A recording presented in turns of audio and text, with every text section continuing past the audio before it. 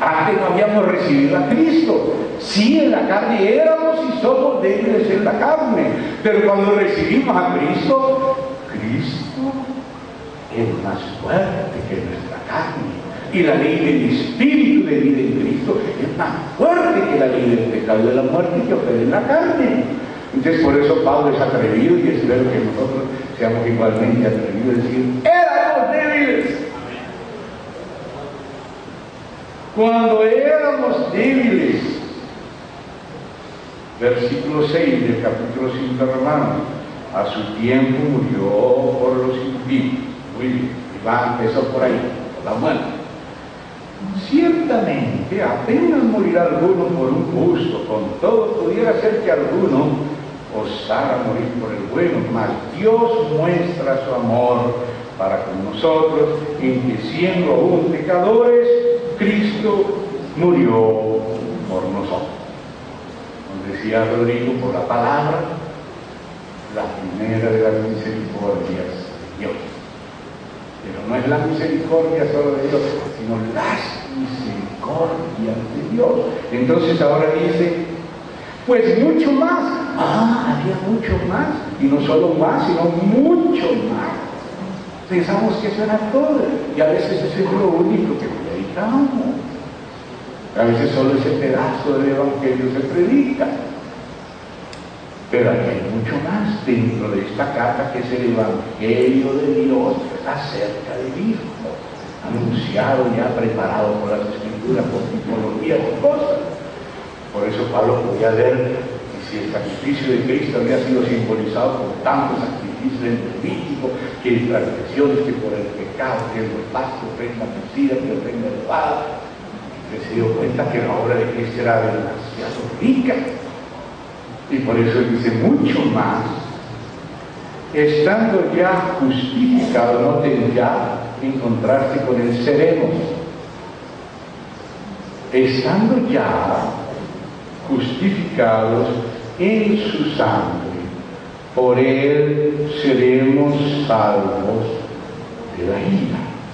Entonces note que habla de la salvación de la ira por la sangre de su muerte en la cruz, como dice Pablo, la sangre de su cruz, recibida por fe, salvos de la ira.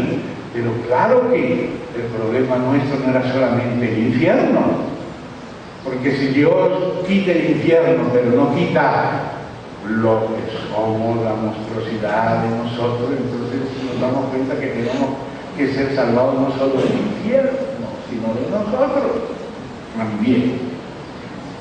O si no, se va a volver el cielo o el paraíso otro infierno.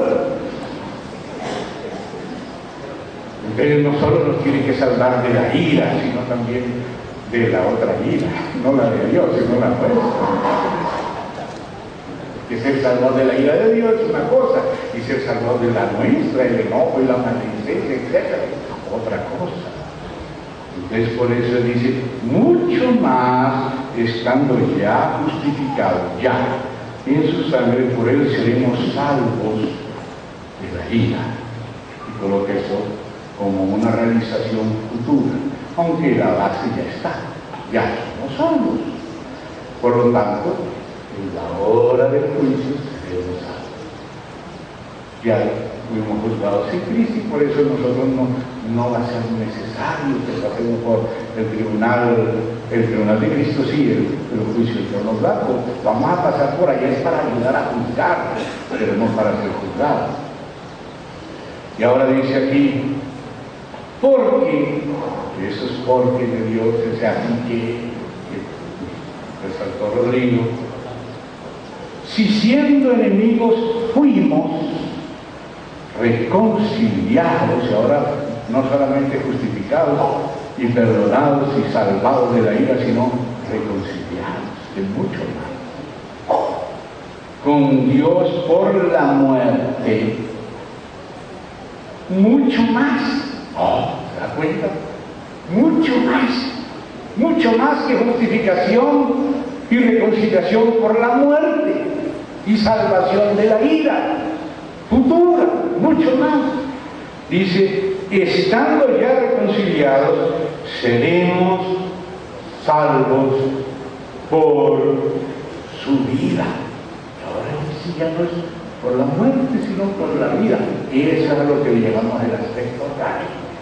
Él no solo murió, sino que resucitó, ascendió, derramó el Espíritu y vino nuestro espíritu y está ganando nuestra alma y vivificando nuestro cuerpo con su glorificación que ya fue completada, pero que pasará totalmente a nosotros cuando Él venga.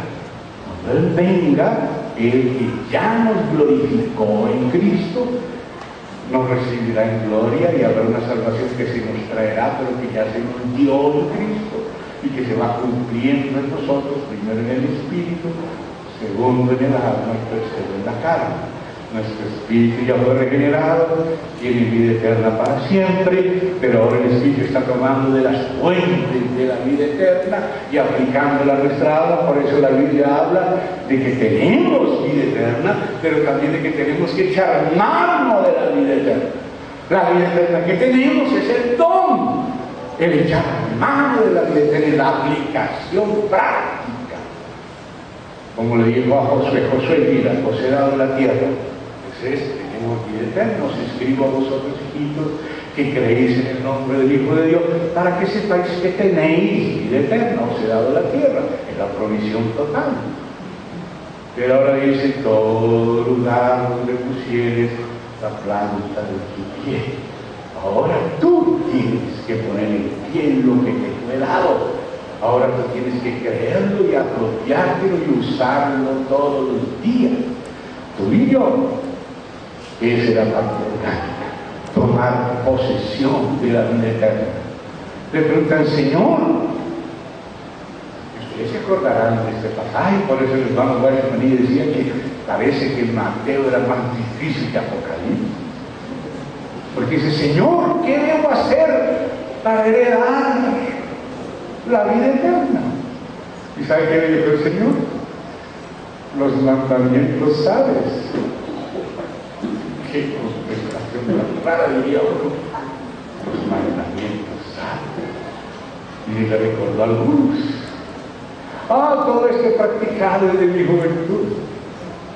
Pensaba él. Entonces ahora se lo quiere ser perfecto. Vende todo lo que tiene, da a los pobres y ven y sigue. Como se camina conmigo, que yo sea tu vida. Esa es la forma de tomar posesión de la ley. Los mandamientos, ¿sabes qué dirían los protestantes?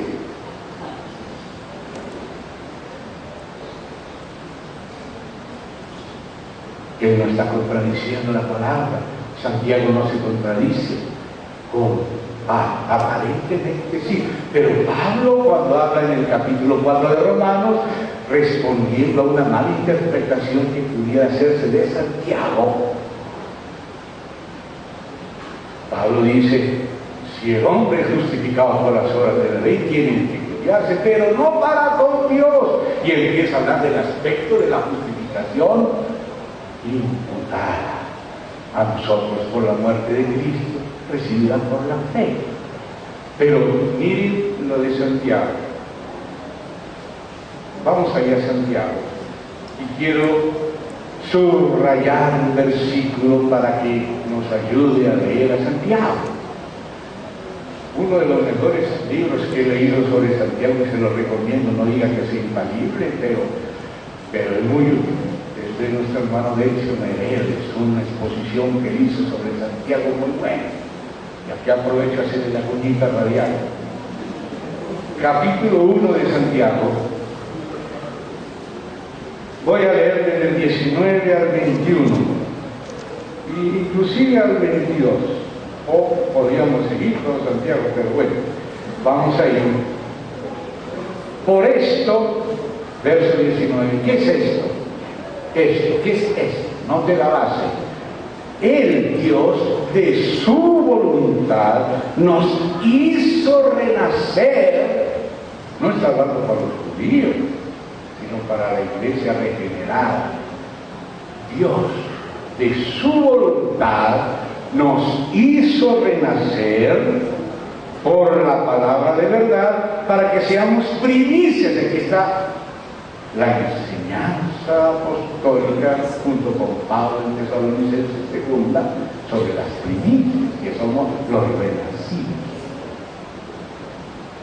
para que seamos primicias de sus criaturas, o sea, los regenerados. Entonces aquí él está hablando a los salvos, a los que fueron liberados del régimen de la letra y de la ley, pero que fueron sometidos por amor, conquistados al régimen del Espíritu de Cristo, el cual cumplió la ley, la magnificó, engrandeció y nos ayuda. Ahora dice, desde esa base, por esto, sobre la base de la provisión, de esa misericordia de Dios, por esto, mis amados hermanos, cuenta, hermanos, todo hombre sea pronto para oír, tardo para hablar, tardo para irarse. Por esto todo hombre sea. Si no hubiera dicho todo hombre sea, pero no por esto, ¿cómo vamos a ser tardos para irarnos y tardos para hablar y prontos para oír? Pero digo por esto, ¿se da cuenta? Por esto, porque Él de su voluntad nos hizo renacer. Por esto todo hombre sea, porque Él vino para presentar, como dice Pablo, perfecto en Cristo Jesús a todo hombre. Por esto. Entonces dice, todo hombre sea pronto para oír, tardo para hablar, tardo para irarse, porque la ira del hombre, o sea, cuando queremos hacer justicia, la justicia propia,